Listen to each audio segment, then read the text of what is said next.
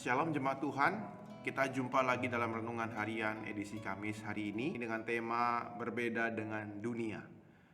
Nah saudara, bagi kita orang Kristen, tidak ada ucapan yang paling menusuk hati daripada tudingan seperti ini.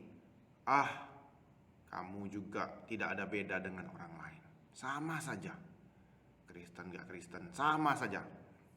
Nah saudara, apakah kita pernah dicap seperti itu? Atau kita pernah mendengar sahabat ataupun tetangga kita, saudara kita mengomentari orang Kristen, dia sama saja seperti orang-orang yang lain. Saudara, saya secara pribadi tidak akan bisa berkata apa-apa. Jujur, saya akan malu dan sedih serta kecewa melihat kondisi orang Kristen. Saudara, Yesus berkata kepada murid-muridnya, "Kamu adalah terang dunia, kamu adalah garam dunia." Orang Kristen dipanggil untuk berbeda dengan dunia ini. Seorang yang punya cara pikir, gaya hidup, karakter, dan hati yang sesuai dengan pengajaran Kristus. Nah, saudara, itulah panggilan Kristus Yesus kepada murid-muridnya, supaya mereka berbeda, supaya mereka menjadi lain daripada yang lain, beda dengan dunia ini. Saudara, Matius mencatat pengajaran Tuhan Yesus tentang kerajaan Allah dalam khotbah di bukit. Dan berbeda adalah topik dan kata kunci dalam khotbah di bukit.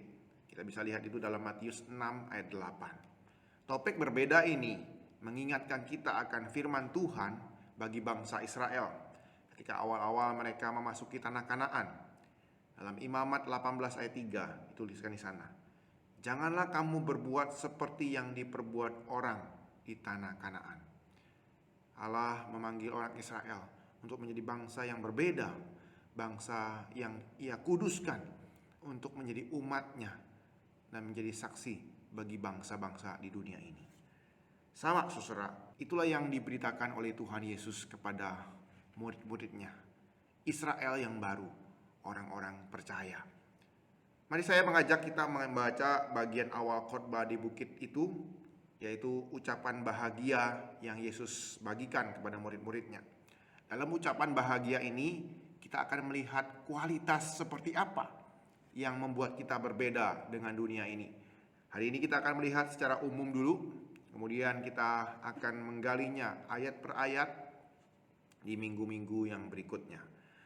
Mari kita baca bagian ini.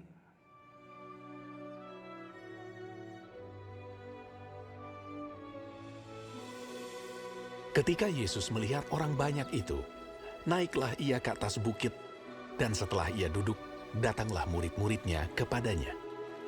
Maka Yesus pun mulai berbicara dan mengajar mereka. Katanya, "Berbahagialah orang yang miskin di hadapan Allah, karena merekalah yang mempunyai kerajaan surga. Berbahagialah orang yang berduka cita, karena mereka akan dihibur. Berbahagialah orang yang lemah lembut, karena mereka akan memiliki bumi. Dan berbahagialah orang yang lapar dan haus akan kebenaran, karena mereka akan dipuaskan. Berbahagialah orang yang murah hatinya, karena mereka akan beroleh kemurahan. Berbahagialah orang yang suci hatinya, karena mereka akan melihat Allah. Berbahagialah orang yang membawa damai, karena mereka akan disebut anak-anak Allah. Berbahagialah orang yang dianiaya oleh sebab kebenaran, karena merekalah yang empunya kerajaan surga. Berbahagialah kamu, jika karena aku kamu dicela dan dianiaya, dan kepadamu difitnahkan segala yang jahat. Bersukacita dan bergembiralah, karena upahmu besar di sorga, sebab demikian juga telah dianiaya nabi-nabi yang sebelum kamu." Nah, saudara, ketika Anda mendengar dari ucapan bahagia ini, apa yang menjadi komentar Anda? Apakah Anda akan berpikir, "Wah, contoh ini adalah khotbah yang luar biasa, saya akan melakukannya"? Atau Anda akan berpikir sebaliknya, wah, contoh ini sulit sekali, gak mampu saya melakukannya. Ini khusus buat orang Kristen yang garis keras lah, yang bisa melakukan hal ini. Mungkin contoh-contoh lah yang bisa melakukan hal ini. Kami sepertinya sulit. Nah, saudara, ucapan bahagia itu bukanlah sebuah ancaman ataupun beban berat yang selalu menghantui kehidupan kita. Saudara, ucapan bahagia adalah sebuah tanggung jawab dan hak yang istimewa bagi murid-murid Tuhan Yesus. Ini adalah sebuah gaya kehidupan baru yang kita miliki sebagai murid-murid Tuhan dan sebagai warga kerajaan Allah. Nah, saudara, kata berbahagia itu memakai kata Yunani makarios. Nah, apa arti makarios, saudara? LAI menggunakan istilah bahagia, berbahagialah. Jadi menerjemahkannya dengan kata berbahagialah. Nah, kata berbahagia lebih mengarah kepada perasaan bahagia yang didasarkan kepada sebuah kondisi fakta rohani.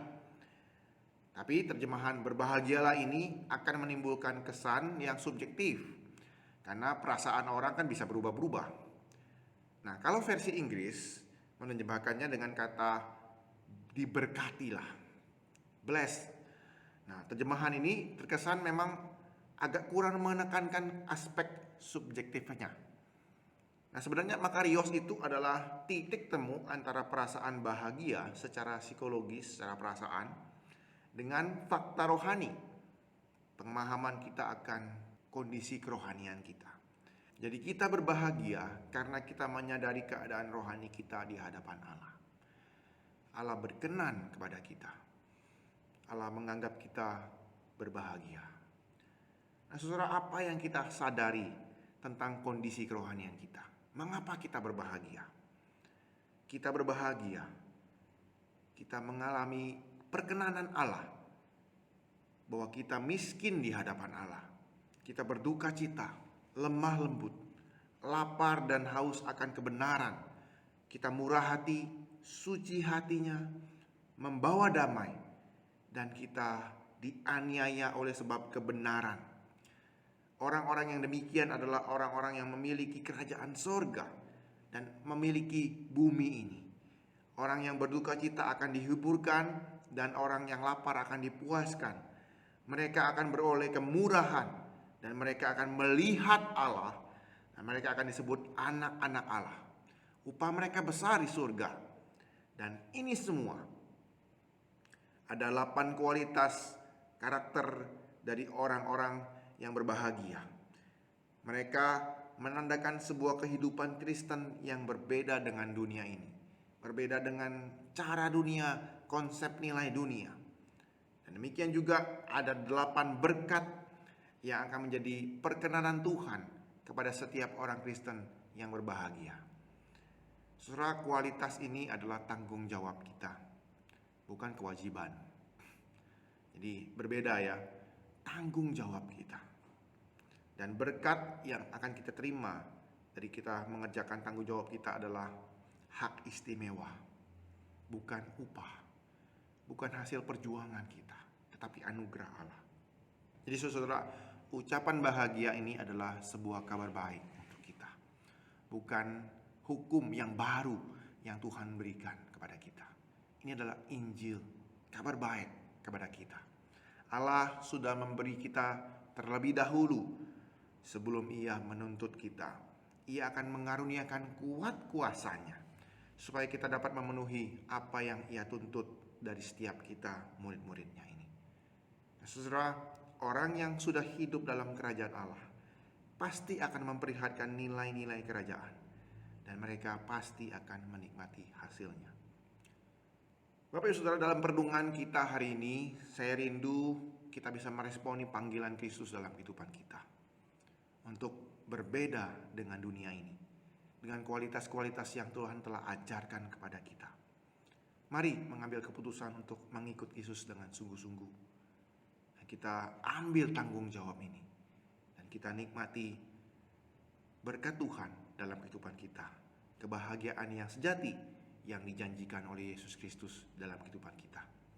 Biarlah kita menjadi harapan bagi dunia ini, terus menerangi dan menggarami dunia ini, dan menunjukkan karakter Kristus dalam kehidupan kita sehari-hari.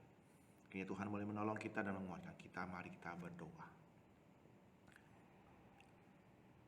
Tuhan Yesus, kami bersyukur buat firman-Mu yang telah kami baca dan renungkan. Tuhan, Engkau telah berkenan kepada setiap kami. Engkau telah menebus kami. Engkau telah memilih kami, Tuhan. Dan biarlah Engkau memampukan kami untuk mengerjakan tugas dan tanggung jawab kami sebagai murid-murid-Mu di tengah-tengah dunia ini. Sehingga kami bisa menjadi saksi-Mu yang setia, memberitakan Injil-Mu dan kabar baik ini kepada setiap orang di dunia ini yang membutuhkan kasih Tuhan. Terima kasih Tuhan Yesus buat firman-Mu. Dalam nama-Mu kami ucap syukur dan berdoa. Amin.